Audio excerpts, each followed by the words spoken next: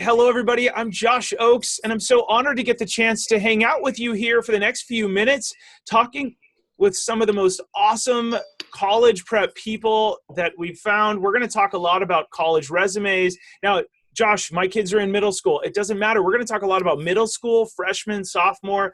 We're going to look at this summer how you can prep your kids from 4 years from now or many more years. We're going to talk about digital footprint tactics and especially making a more well-rounded resume. Your humble cheerleader of these awesome people, are going to interview a bunch of really neat tips and pull it out of them. So first we have Crystal Olivarria, and Crystal's going to talk to us a little bit about, rather than mentioning that you play on a soccer team, Crystal, what should we talk about? People should be specific and provide great details. And what this does is it demonstrates your level of commitment. So rather than showing or writing down that you played soccer or had soccer practice, be specific and say, soccer practice for 2 hours, Monday through Friday. It really helps people understand the depth of your commitment. That's a great tip. Be super specific about the commitment that you put into it. I love that. All right, we're now over to Phyllis Zimbler Miller. Phyllis, you talk a little bit about college application resumes should ideally start when teens enter high school and creating an evolving resume. What do you mean by that, and how can parents do that? Number one, open up a document and label it resume, and then make sure you back it up all the time. And literally use resume format and start looking at the segments on a resume, including looking at what college applications think and seeing how you can use your passions to fill out those forms. And in my book, How to Succeed in High School and Prep for College, I give one format that I advise, but there are others. I also give a format that I advise not to use. So it's good to look around and get a feeling for what's an effective resume. And literally start it in ninth grade, start putting your things down, use Crystal's tips about detail. Really, you'll forget in 4 years how many hours you spend on soccer if you're not doing it. And really prepare to put your best foot forward. That's really great. Hey, Phyllis, we're going to come back to you on something people shouldn't put on their resume. I want you to think about that. We'll come back to you in a few minutes. Next, we're over to Stephanie Klein Wasink, and she's going to talk to us a little bit about one of the most important things that she tells her clients to put on to track activities. Stephanie, what is that? One of the things that I care about the most is the fact that you're updating it regularly. So everybody in your family should have a copy of the resume, mom, dad, and student. So you're always adding to it, ideally in a monthly basis, and stick it on the refrigerator. So if something happens that day, update it, put it on the refrigerator. You get secretary of student council, or you go away for a mission trip. So, the summer between 8th and 9th grade is actually considered high school. So what did you do that summer? It's really hard to remember if you don't write it down. And note that even though you should have a lot of detail, the resume is going to be one page. It's not since you were born to high school. It's ideally, you're a rising ninth grader. That's when you really start, and that's what colleges are going to be looking for.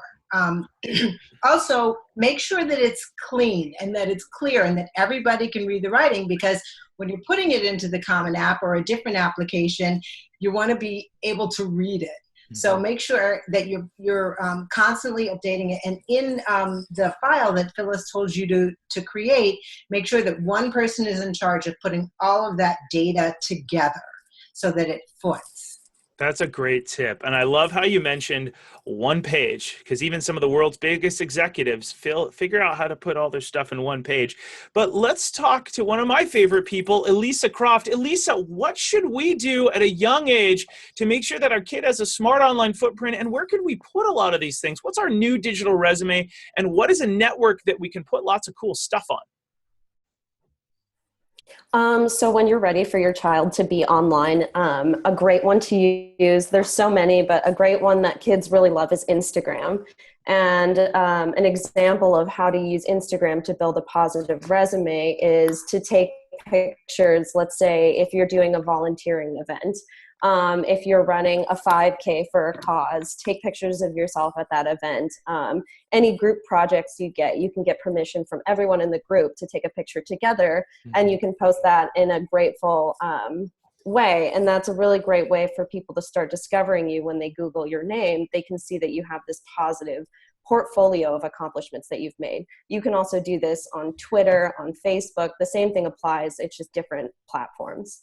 That's awesome. I love that. It's almost like combining and make a digital footprint of everybody that's talking right now as well, so that tweaking your Instagram a little bit to say, hey, so thankful for all these great people that gave me the opportunity to volunteer today, in addition to the refrigerator tracking system. So thank you, Elisa, for that.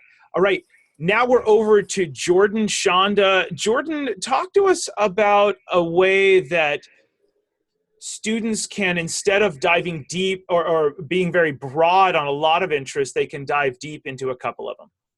Yeah, absolutely. And Phyllis mentioned this a little bit, but the word passion, figuring out what your passion is early, and that word can be overused, and some people get tired of hearing that all the time, but those scholarship committees and college application reviewers are really looking to find out who you are as a person, what interests you, what you're passionate about. So starting early, thinking about that, what really drives me, what am I interested in, and then tailoring your involvement throughout high school is a great way to demonstrate that you're really committed to that passion or that interest, rather than just being involved in all of the different clubs at your high school and just going to those monthly meetings. Really trying to focus your involvement in one or two areas that really interest you. Yeah, that's awesome and super, super helpful. And I love how you basically have people plan ahead in the program that you do for your company, plan ahead and go read. Even if you don't want to go to one of those dream schools, just go read what is that scholarship and also that school, what are they requiring? Planning for success downstream. Now, next we have Arvind Bora, and Arvind is a repeat guest here with his awesome headset. I love it, and his enthusiasm. Arvind, talk to me a little bit about when you boil down somebody's resume, how should it make that person feel that's reading it? You have to think about it from the principle of diminishing returns, which means that having one more of a thing that you already have a bunch of isn't really that exciting. Your first Ferrari might be exciting, but your 50,000th just isn't going to be that exciting.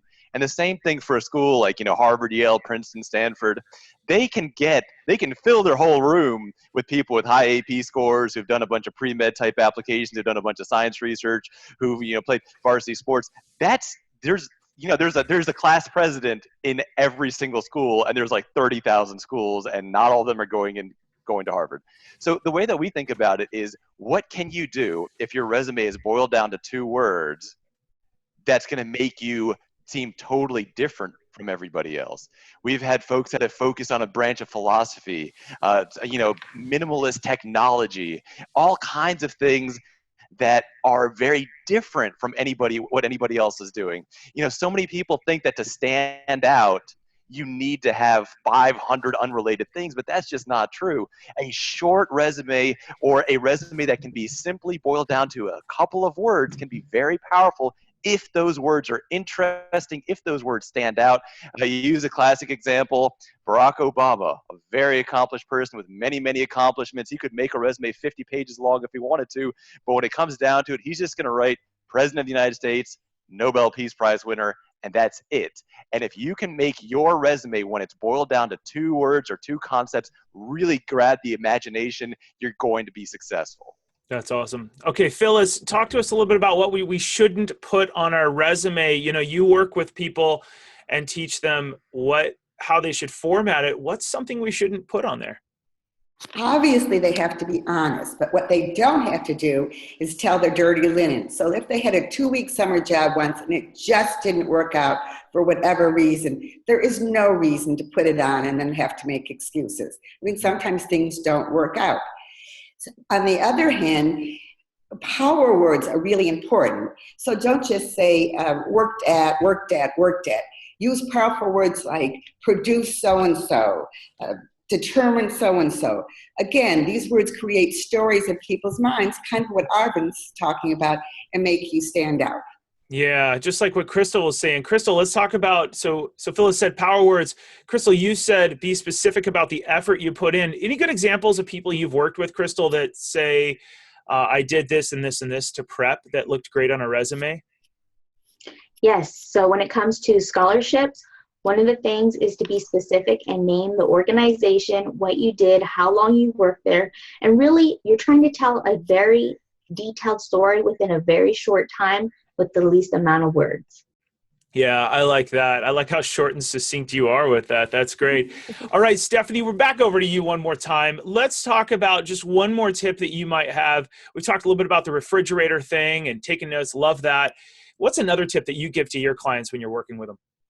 Well, two things that I think are at admissions checkup. We're former admissions officers, so really what we're focused on is what do colleges want to see, because we've done that job and we know exactly what they're looking for. So a couple of things is, first, your interest should drive your resume, not your parents, right? So, and that's an important thing, because it really does come through if mom has pushed you and pushed you and pushed you to do XYZ activity, or if you've decided to do it and you're excelling at it.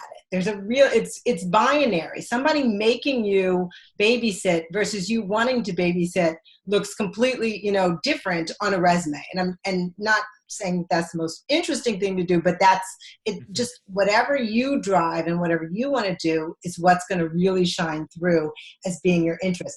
The other thing that I would say is really important is you have to rank the things that you like to do in a specific order in most of the college applications.